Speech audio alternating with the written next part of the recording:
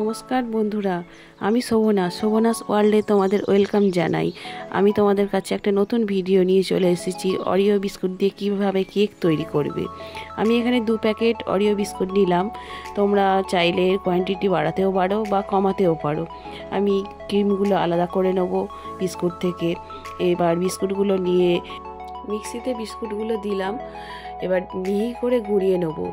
আর ক্রিমটা আলাদাভাবে রেখে দিয়েছি, যাতে ওই ক্রিমটা আমি কি করি সেটা দেখতে হলে তোমাদেরকে আমার ভিডিওর সাথে থাকতে হবে।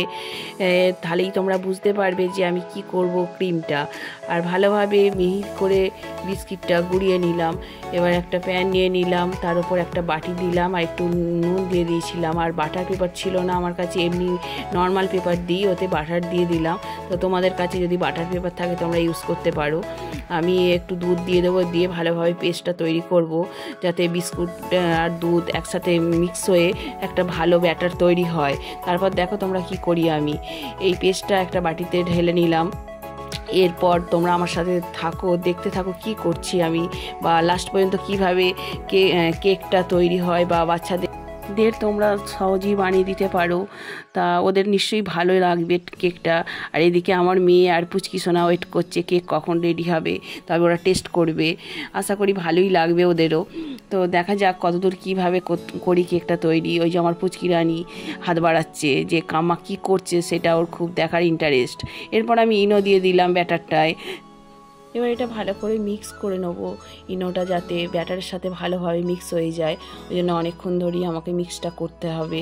তোমরাও অনেকক্ষণ ধরে একটু মিক্সটা করবে, তাহলে কি হবে, কেকটা খুব স্পঞ্জি হবে। তো এবার আমি ব্যাটারটাকে দিয়ে দিলাম, যে বাটিটায় আমি বাটার পেপার দিয়ে রেখেছিলাম ওটায় আস্তে আস্তে ঢেলে দিলাম। দিয়ে এবার এটা আমি ঢাকা দিয়ে দেবো। 10-15 মিনিট পর আমি ওটা চেক করব যে ঠিকঠাক হলো কি না, নাহলে আরেকটু চাপা দিয়ে রাখতে হবে, যাতে কেকটা ভালোভাবে ঠিকঠাক মতো হয়ে যায়। আমার তো কেক রেডি। আশা করি তোমরা এইভাবে করো, তোমাদেরও ভালো লাগবে। বা তোমরা করে দেখবে কেমন লাগলো খেয়ে, আমাকে একটু জানাবে। তা ভালো লাগলে কমেন্ট করো, শেয়ার করো ভিডিওটা, আর লাইক করতে ভুলো না যেন।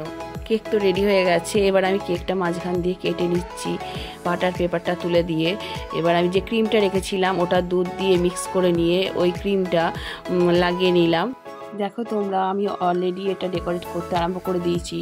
আর ওপরে মেল্টেড চকলেট ছিল, সেটা দিয়ে দিলাম।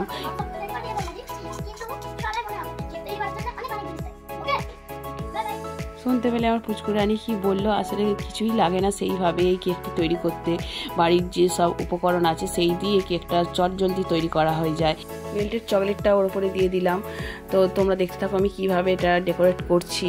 তোমরাও এইভাবে করো, আশা করি বাচ্চাদের খুবই ভালো লাগবে, খুব টেস্টি হবে। এটা পুরো চকলেট কেক তৈরি হয়ে গেল।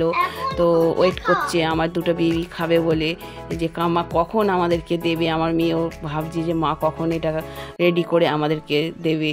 তা আমি ওপরে আরও চকলেট দিয়ে দিলাম, জেমস ছিল জেমস দিয়ে ডেকোরেট করে ফেললাম। ভিডিওটা ভালো লাগলে লাইক আর সাবস্ক্রাইব করে দিও। Thanks for watching.